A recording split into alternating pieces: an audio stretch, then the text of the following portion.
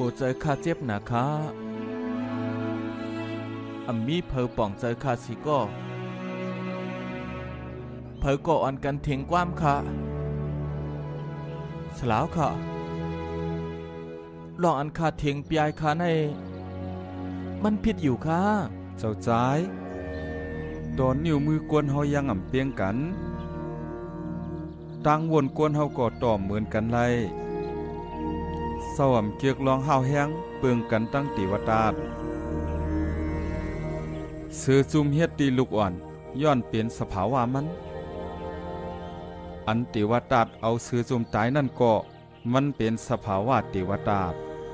เศร้าเฮ็ดจอมตั้งยามเจ้าเก่าสิจอยลูกอ่อนไว้นั่นก็มันเป็นสภาวะเจ้า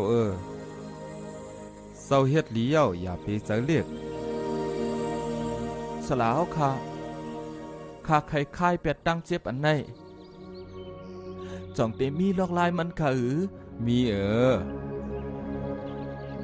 ตั้งยามซัดในอำเลียกลายสิตาตั้งยามโกนเฮาเตะเฮาเลียกลายไหลอยู่นาเฮาหามตาบเจอเจ้าเก่าไหลก้วยกาซัดในเขาเฮ็ดไรสลาวค่ะสลาวจอยซับเลี้ยงปันอินหนึ่งค่ะลูกเฮ็ดเฮาเจ้านิมเสียก่อน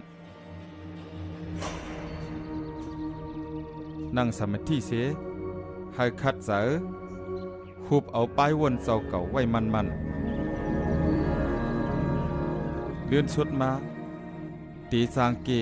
ปัญหาเนื้อจากไรกูลองเศร้าสั่งตีรอดแล้ว